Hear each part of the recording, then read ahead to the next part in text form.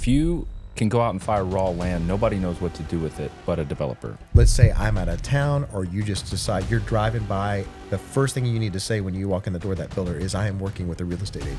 If you've got a client and you're taking them new construction, you need to be with them. That builder will not let you in the house until they have the money, period. It surprises me how often I have talked to agents and I'm like advising someone to get an inspection on a new construction. And they're like, why would you do that? It's new. All right, today we're going to talk about new construction. It can be a confusing process if you have not encountered it often. And so we want to go through new construction and understanding new construction so that you can walk into these situations and know exactly what to do and how to handle. So, by the way, please take some time to like, subscribe, give us a like on Instagram. We're trying to grow our Instagram audience. So please follow us there. All right, let's jump in. So the first thing I wanted to talk about with new construction is just generally how it works and the developers and builders and all that stuff, so that you just have some understanding on the process of new construction and how we even get to houses. So the first thing is just the development of a parcel of land. And so basically you have a piece of land that somebody has purchased. They've got a plat map, or so they generally know where the floodplain is, how much the topography, how much of it's going to be used, how many lots they can put on it. And so what developers do is they will purchase and prep that land. So they're doing all of the work to get streets and city approvals and sewer and electrical run out there. And so that's the developer's job, is just to prep the land for houses to be built on it. Yep. And so that's a big consideration when builders are going, is like, hey, how far are they along in the process of getting this land ready, and when do they open it up for lots to be purchased? So basically, yeah, those developers are putting it out there, or basically prepping that land and getting it all ready for it to be built on. So that process can take a long time. It can take years. And so that's where the development part of it is a long process, but it can be very profitable as well. So that's what the developer does. And it's great to know developers as an agent. Yeah. Like have some of these guys or gals in your back pocket, because if you can go out and fire raw land, nobody knows what to do with it but a developer or someone who's had experience developing. And if you know these people, again, you can help them find their target area or location or whatever, and they can develop it into a community, and you can negotiate a deal with them, possibly even get in on the backside as an agent. So definitely try to meet some of these people in your community if you can, because they're great people to know. Yeah. The other thing is, sorry, I tripped up there.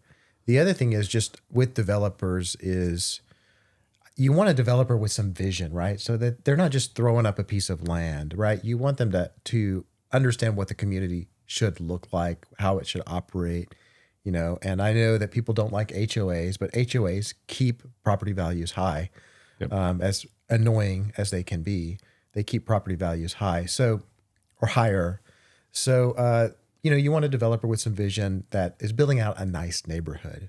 So basically they do this, they build out the neighborhood, and then they turn those lots over to be purchased. And depending on the structure of the neighborhood, like what can be built out there, right? They typically have some guidelines on the type of construction and what can be, like what can the exterior of the house have as a, like it's a brick, and there are, approved exterior, approved size of houses, approved, you can't buy 2 lots and build a bigger house on it, things like that. So all of that stuff's going to be lined out. There's all kinds of regulations, and they go a bunch of different directions from here. So you can have lots that can be purchased by consumers, by buyers that just can go out and find their own builder. You can have an approved builders list. You can have timetables on how quickly you have to have the home built. So you can't just buy a lot and sit on it. There's a number of different directions it can go from here. Point being, though, these lots typically get turned over to either a builder, a group of builders, or buyers, and then a home needs to be built on them, generally in a certain amount of time. Not always, but usually they want the community to keep going and not just have building going on forever. Yeah, so what they'll do is they'll have builders, they have what's called a takedown schedule. So you're committing as a builder to buy a certain amount of lots and to pay for these lots at certain intervals. So they want, like to your point, it's like they want it to keep moving. They don't want to sit on lots for 10 years, right? So it's like, hey, Yeah. you're going to be a builder, you're going to be in this neighborhood, and you have to buy 5 lots immediately, and then you have to buy another 10 lots within 6 months or whatever the case may be. Yeah, and then it can get infinitely stricter from here, more strict. That it's like Franklin, had a new community near downtown, and it was right near the Harpeth River, and like they had to abide by some of the existing construction strategies and techniques that they use in the city of Franklin. So it was like very, very specific on what you can build, like very specific. And so, you just never know what you're going to wind up with depending on the community. Yeah. And there's a spectrum of builders, right? So you have the first is just a hometown builder, somebody that is, a local, probably builds something like 12 to 20 houses a year, something like that. Yep. And these folks are really great because you can chat with them. You've got more control in the selection and design process and what you want to see for houses. You've got, you just can make more decisions in that process, and you've got direct contact with that builder. The challenge with smaller builders is that they typically don't have very organized processes. They can run behind. Their contractors may not show up on time. It can delay the construction schedule. So there's a lot of give there. So you have to walk in with a hometown builder and just understand they may not be really, really dialed in, and they often aren't. And this, by the way, if you're a builder and you're listening to this and you're a hometown builder, I'm not trying to offend you. I'm just talking about generally speaking, they are not great communicators because they have so many phone calls throughout the course of the day between contractors and people who are interested in properties. So a lot of times they can just get bogged down. Yeah, I've built personally homes with all different types of builders, and there's pros and cons to all of them. What I would say about the hometown builder is very similar to what you just said, and that you're not going to have the project management layer. Yeah. The layer that is keeping you constantly informed about what happens next, what's currently underway, when it's expected to be completed, when you're going to get CO, all these different things. You're probably not going to have that. Like you've got the builders, he's probably a one-man shop or she's a one-man shop, and you've got their cell phone number, you can call them. They may or may not get back to you in 24 to 48 hours. Yeah. But generally speaking, they know what they're doing. They're going to build a good home. It might take longer, and you might not know exactly where you are in the process. Yeah. By the way, CO is a good term to just it's certificate of occupancy. So that's basically the approval by the governing body, which is the city or county, to let somebody live in that house. That's a certificate, CO, certificate of occupancy. Okay, so then you have like large regional builders. So they typically are building a really good product. Their processes are generally organized, but there can be contractor issues, or there's often a squeeze on the money because these regional builders, they're not quite where they have they're super tons and tons of capital. So they might get in a squeeze with them. And again, there's even a spectrum there with the regional builders. So some of them can be highly organized, plenty of capital, but there's often some that can kind of get in a squeeze with contractors and money, or changeover of contractors a lot, so they don't have those processes dialed in, or they may have to go with a cheaper contractor. So so sometimes you may have some delays, or you may have some quality issues at that regional builder level. Yeah, not always. But. Yeah, what I found when I built with like more of a regional style builder was that in general the product was great. Like the actual like the build was very solid.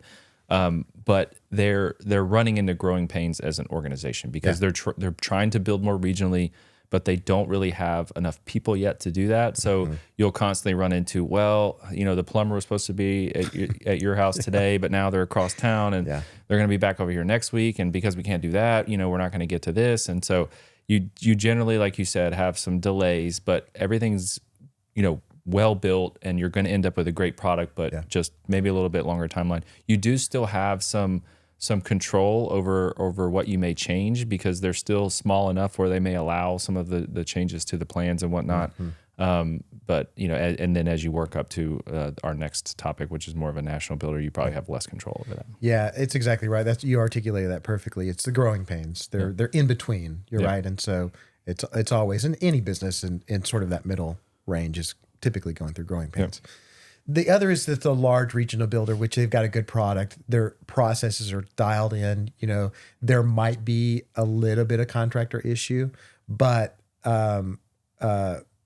generally the contractors are more reliable because they're they're wanting to select contractors that are like, basically can put the bids together and Yep. that they're going to be with them for a long time so that they have consistency with the quality of the product over time. So the contractors are typically bigger and they're paying them just a little bit more money. So, but you really have very little decision making. It's like, hey, do you want it or not? Yeah. And those builders, while they may have a generally good customer service, they generally might have good customer service. They're like, hey, you can kind of take it or leave it on this. Yeah. The national builders are exactly that way. They are stamping these things out. They have a set of home plans that they built thousands of times, and they can build them very quickly. Yeah. So they're usually right on time. Mm-hmm. They usually allow very little choice. You're going to get paint colors and a few like fixture color changes or light fixture options or whatever like that, but it's going to be very minimal. But you're going to get an on-time product that the contractors that are building them have built them so many times that they can do it in their sleep. So you end up with a quality product, but just very quickly and very on schedule. They're going to have project management layers. They're going to have all kinds of corporatized things that are going on that make you feel like you're in the loop a lot more, and it's just a little bit more streamlined. Yeah, they've got their walkthrough is dialed in. There was one really great builder that I've worked with here. They actually gave me like a $50 gift card just for giving them feedback on their process. Yeah. A $50 gift card to a restaurant. Really that's nice a perfect example. Yeah. It's just everything's like streamlined. And you're right. Like they're going to know well in advance of when they're scheduling walkthroughs, when they're scheduling certain times for you to show up in the home to do like a quality check with some sort of like QC person in the organization. And everything's going to be very smooth. Yeah. And then you get into the salespeople for these builders. They could select, the smaller they are, they're probably going to be working. They should be working with a real estate agent. The bigger they get, they may or may not have a real estate license because a lot of times the builders don't want the regulation from the state because they're doing their own contracts and things like that. And so sometimes having a real estate agent as a salesperson can kind of tie them down a little bit or add a level of bureaucracy. So sometimes they just want a regular salesperson for them. So yeah, it can be back and forth, but your interaction with a salesperson is generally going to be good across the board.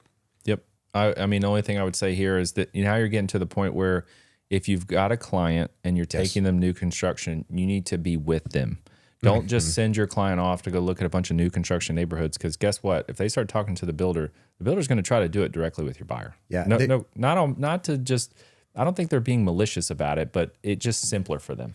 You have to lock in your clients. Yeah. It's critical. And in the buyer consultation, which we've talked about a million times, you have to do a buyer consultation. You need to tell them, it's like, hey, if for any reason, let's say I'm out of town or you just decide you're driving by, the first thing you need to say when you walk in the door of that builder is, I am working with a real estate agent. Because for a couple of reasons. Number one, that most builders have a policy that if you're not there and they didn't say anything, then you're not involved in the process.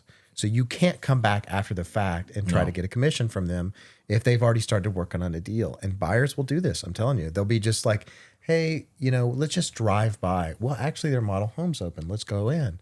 Oh my gosh, I love this. And then they're like, hey, this thing is going to be gone if you like it. And then before you know it, then you're getting cut out of a commission. It happens very frequently. So make sure that, in that buyer consultation process that you discuss that with them. And then also just make sure as often as you can to be with them on those when they're looking. Yeah, people feel like there's not a lot of negotiation in a new build, but there is. And if they're not represented, if a client walks in the door and just starts working with the builder and doesn't know that, they're potentially leaving a lot on the table. So they need your representation. There's a reason why we have agents for both sides so that everybody's best interest is being upheld. And so make sure you're with your clients. Make sure you're with them. Okay, so the other thing is, if for any reason, I have done this before, just call and register your clients. Be like, hey, I've got some clients coming by.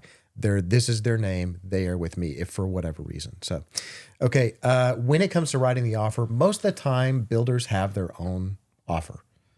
Okay, so, and their salesperson is going to write it up. So all you really need to do there is just review the contract, but nothing's really going to change in it. Like they've got that stuff pretty dialed in.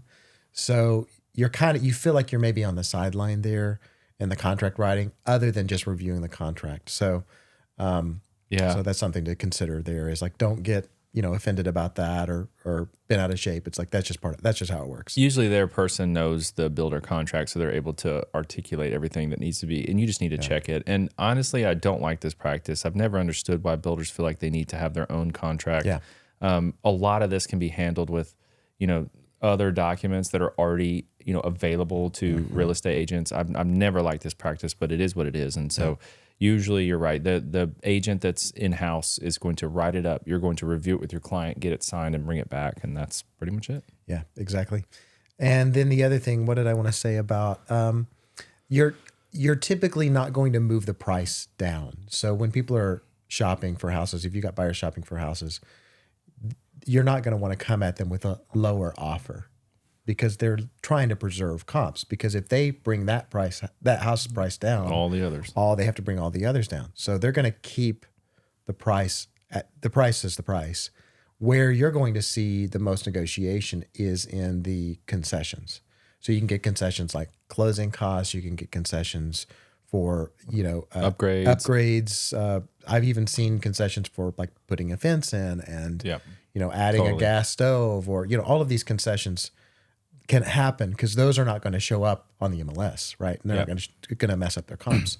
So yeah, that's what you want to do there is just understand and make sure your buyers understand the price is the price. Where you negotiate is what they will do for that price. And generally speaking, I mean, not always, depends on the market, but you can get a lot. You can get appliance upgrades, you can get builder upgrades, you can get all, closing costs. They're more than happy to do that. So there's a lot of negotiation that can happen in a new build. Don't think it's like, Home Depot where you walk in, the price is the price. It's not the case. The price might be, but there's a lot of negotiation on the back end. So definitely be with your clients and understand that ahead of time.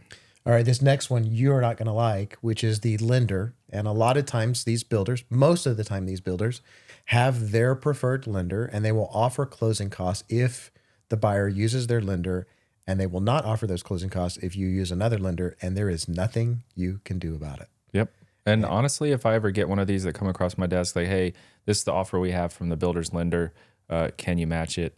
I'm going to be honest. I mean, look, I can't. They're doing something. They're working, in tandem, and it's just it's very advantageous to use the builder's lender, unless there's just something I see that's just complete garbage, like they're jacking the rate up or doing something like that. Then usually I'm honest. I'm just saying, look, that's the best deal. Yeah. So the lender's going to could get bent out of shape about it. Maybe your buyers want to use it's like. That's just kind of what they do. Typically what happens is that lender has an MSA, a marketing service agreement with that builder, which they are, helping them with some of the marketing or some signs or whatever. That's all legal under an MSA. So they're going to incentivize the buyers to use that lender.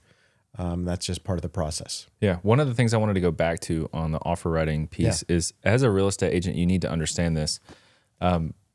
Whenever you sign a contract for new construction, and let's say the price is $300,000, if your client goes and does $50,000 worth of upgrades and the price ends up being $350,000, you're only going to get paid on that initial $300,000. So just know that. Don't be upset at the end when the price has been, increased by all these different upgrades and you don't get paid on the $350 as your commission. You get paid on the $300.